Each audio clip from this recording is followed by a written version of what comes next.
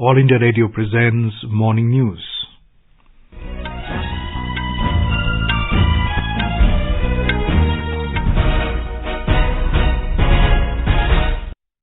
Good morning. I'm Abhishek Mukhopadhyay. The headlines. Prime Minister Narendra Modi to participate in inaugural function of Pramukh Swami Maharaj Shatabdi Mahotsav in Ahmedabad today. External Affairs Minister S. Jaishankar arrives in New York to preside over two high-level ministerial signature events under India's presidency of UN Security Council. US announces historic nuclear fusion breakthrough that could pave the way for clean and cheap energy. Indian film RRR bags 2 Golden Globe Award nominations. First test match between India and Bangladesh to begin today at Chattogram. And in football, Argentina beat Croatia 3-0 to enter final of the FIFA World Cup. France to lock horns with Morocco in the second semi-final tonight.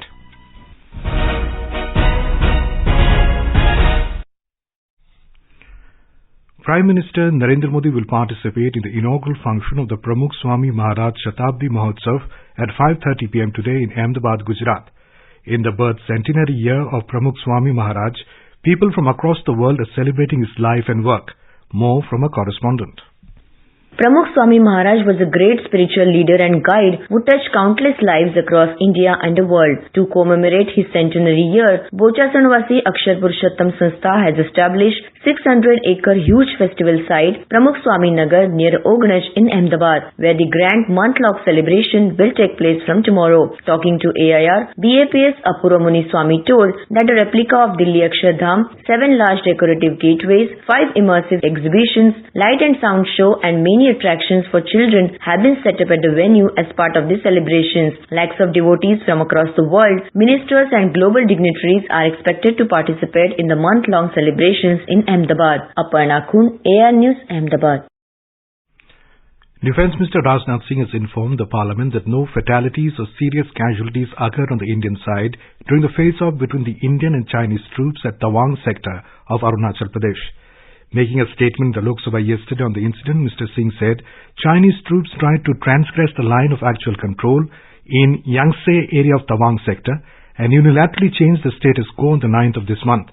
He said face-off led to physical scuffle in which the Indian army bravely prevented the Chinese troops from transgressing into Indian territory and compelled them to return to their posts. 9 दिसंबर 2022 को PLA troops ने Tawang sector के यांगसे area में line of actual control पर अतिक्रमण किया। भारतीय सेना ने बहादुरी से उन्हें उनकी पोस्ट पर वापस जाने के लिए मजबूर कर दिया। इस झड़प में दोनों ओर के कुछ सैनिकों को चोटें भी आई हैं। हमारे किसी भी सैनिक की न तो मृत्यु हुई है और न ही कोई गंभीर रूप से घायल। इंडियन मिलिट्री कमांडर्स के टाइमली इंटरवेंशन के कारण पीएलए सोल्जर्स अपनी लोकेशंस पर वापस चले गए और इस एरिया के लोकल कमांडर ने 11 दिसंबर 2022 को अपने चाइनीज काउंटर पार्ट के साथ एक फ्लैग मीटिंग की और इस घटना पर चर्चा की। The minister informed that the issue has also been taken up with the Chinese side through diplomatic channels. The defence minister made a similar statement in the Rajya Sabha as well.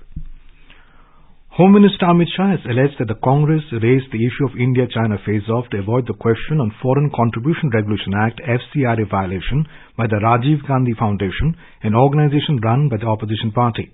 Mr. Shah said this while talking to media outside Parliament today. Rajiv Gandhi foundation को 2005-6 और 6-7 के वित्तीय साल में चीनी दूतावास से 1,35 लाख रुपए का अनुदान प्राप्त हुआ है। मैं कांग्रेस पार्टी को पूछना चाहता हूं, ये दोहरा रवैया जनता के सामने नहीं चलता है। मैं इतना स्पष्ट कहना चाहता हूं कि जब तक भारतीय जनता पार्टी की मोदी सरकार चल रही है, 1 इंच जमीन पर भी कोई कब्जा नहीं कर सकता। अपने सेना के जवानों ने 8 देर रात को और 9 की सुबह को जो वीरता दिखाई है, मैं इसकी बुरी प्रशंसा करता हूं। Meanwhile, Congress President Mallikarjun Kharge has said that there is no relation between India-China border face-off and FCRA license cancellation of the Rajiv Gandhi Foundation. A formal closed-door discussion of G20's Development Working Group will start in Mumbai today. Delegates from G20 countries will discuss the development agenda in this 2-day discussion. Yesterday's side events were organized on data for development and mission life. Late in the day, Maharashtra's culture and heritage were introduced to delegates. Maharashtra's Governor Bhagat Singh Koshyari, Chief Minister Eknath Shinde, and Deputy Chief Minister Devendra Fadnavis were present. After this glorious cultural program, many delegates said that Mumbai has elevated the G20 Indian spirit to the next level. India's G20 Sherpa Amitabh Kant shared the agenda of DWG meeting. We are meeting at a point of time when the world is in the midst of a turmoil. Global growth has slowed down. Vast number of people going below poverty line because of COVID. Over 100 million people have lost their jobs. 70 countries have been impacted by global debt. There's a huge crisis of climate finance and climate action. The global supply chains are disrupted. In the midst of all this, India has taken over the G20 presidency. Our belief is that every crisis is also a huge opportunity. Prime Minister has said that India's G20 leadership will be decisive, inclusive, will be action-oriented. External Affairs Minister S. Jaishankar reached New York on a two-day visit to the U.S. to preside over two high-level ministerial signature events of India's ongoing presidency of the United Nations Security Council today and tomorrow. The high-level ministerial open debate today is on the theme of new orientation for reform multilateralism, and the high-level briefing tomorrow is on global approach to counter-terrorism, challenges and way forward. Both these themes have been key priorities for India during its current tenure at the UN Security Council. During the visit, Dr. Jaishankar will unveil Mahatma Gandhi's bust at the premises of the UN headquarters. Dr. Jaishankar has said that as G4 members, India and Japan work together to advance reformed multilateralism. The minister held a discussion with Japan's State Minister of Foreign Affairs, Yamada Kenji, in New York. In a tweet, Dr. Jaishankar stated that he also spoke about the need to take forward intergovernmental negotiations. Earlier, he also met 77th United Nations General Assembly President and discussed the country's United Nations Security Council UNSC experience, G20 presidency goals, and importance of reformed multilateralism. United States has announced a nuclear fusion breakthrough, a historic step towards the promise of near limitless clean energy, and may help the fight to curb climate change. U.S. Department of Energy said researchers at the Lawrence Livermore National Laboratory, LLNL, in California, for the first time produced more energy in fusion reaction than was used to ignite it, something called net energy gain. The achievement will pave the way for advancements in national defense and the future of clean power, officials said. Speaking at a news conference in Washington, U.S. Energy Secretary Jennifer Granholm, appearing alongside scientists from LLNL, said this is a landmark achievement and this milestone will undoubtedly spark even more discovery. White House Science Advisor Aarti Prabhakar, appearing with Granholm, called the fusion ignition a tremendous example of what perseverance really can achieve and an engineering marvel beyond belief. I just think this is such a tremendous example of what perseverance really can achieve. It took not just one generation, but generations of people pursuing this goal. And it's a scientific milestone, scientific energy break even to achieve this. But of course, as with all of these kinds of complex scientific undertakings, it's also an engineering marvel beyond belief and a beautiful example. The Ministry of Power will celebrate the National Energy Conservation Day in New Delhi today to showcase the achievements of the nation in energy efficiency and conservation. President Draupadi Murmu will be the chief guest of the event and will felicitate the winners of the National Energy Conservation and National Energy Efficiency Innovation Awards. During the event, the President will also launch EV Yatra portal and mobile application. This is All India Radio, giving you the news. For quick news updates round the clock, follow us on a Twitter handle at AIR News Alerts.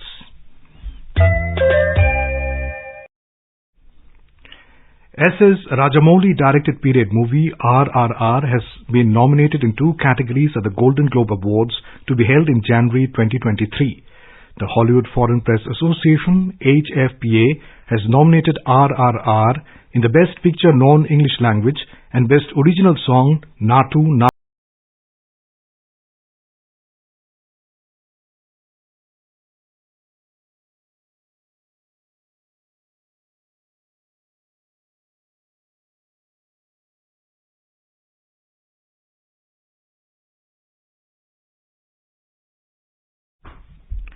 RRR follows a pre-independence story woven around two real-life Indian revolutionaries, Alluri Sitarama Raju and Komaram Bhim in the 1920s.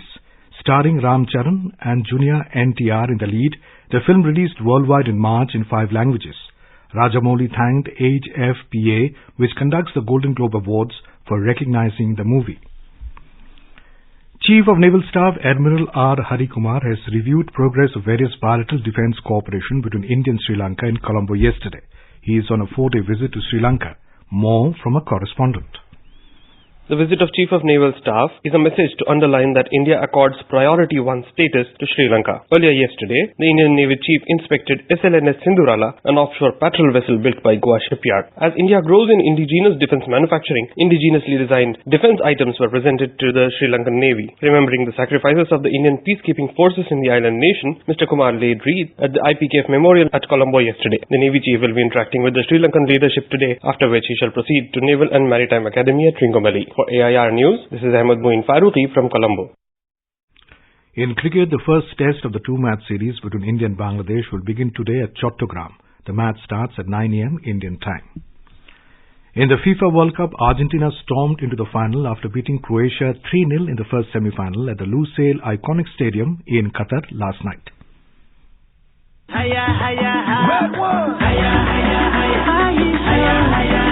Lionel Messi-led Argentina have hammered Croatia 3-0 to enter its 6th final at the FIFA World Cup. Messi-inspired Argentina have outclassed Luka Modric and co to become the first finalists of the Qatar World Cup. Messi's run is always mesmerizing, it leaves you enraptured. Neither it does reflect hurried urgency nor a man on a mission with a single-point focus. With this incomparable run, he destroyed the Croatian defense single-handedly. The Argentine captain scored his 5th goal of the tournament with a spot kick, while Julian Alvarez scored a brace in the 39th and 69th minutes to secure Argentina's emphatic win against Croatia. It has been over 36 years since Diego Maradona lifted the World Cup for Argentina at the Estadio Azteca in Mexico City. With every subsequent World Cup failure, the craving of the fans just intensified. The failures never deterred Argentine fans for traveling with the team, cheering them on, living the dream of Lionel Messi of a hand on the cherished trophy. A finalist in 2014,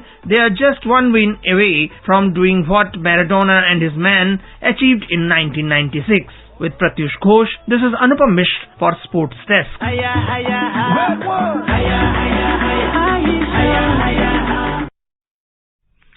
The second semi-final will be played between France and Morocco tonight at 12:30 a.m. Indian time. And now for a look at today's newspapers, it's over to Sarabjit Kaur. Thank you, Abhishek. The Indian Express quotes Defence Minister Rajnath Singh as saying Chinese troops tried to unilaterally change Taiwan's status quo. The statesman quotes Union Home Minister Amit Shah as saying Rajiv Gandhi Foundation received grant of 1.38 crore rupees from Chinese embassy, while the Tribune, quoting the government, writes Gandhi's NGO FCRA license revoked over Chinese funding. India's most refined idea of human civilization, says Prime Minister Narendra Modi, writes the statesman. US researchers make fusion breakthrough, informs the Hindustan Times. Nation salutes valiant martyrs of Parliament attack, reports the Times of India. And finally, international travel yet to shake off pandemic blues, but students go abroad in record numbers, reports the Hindu. And with that, it's back to you, Abhishek. Thank you, Sarabjit. And now, before we end the bulletin, the headlines once again. Prime Minister Narendra Modi to participate in the inaugural function of Pramukh Swami Maharaj Shatabdi Mahotsav in Ahmedabad today. External Affairs Minister S. Jaishankar arrives in New York to preside over 2 high-level ministerial signature events under India's presidency of the UN Security Council. US announces historic nuclear fusion breakthrough that could pave the way for clean and cheap energy. Indian film RRR bags 2 Golden Globe Award nominations. First test match between India and Bangladesh to begin today at Chattogram. And in football, Argentina beat Croatia 3-0 to enter final of the FIFA World Cup. France to lock horns with Morocco in the second semi-finals tonight. And with that, we end the morning news. Have a nice day.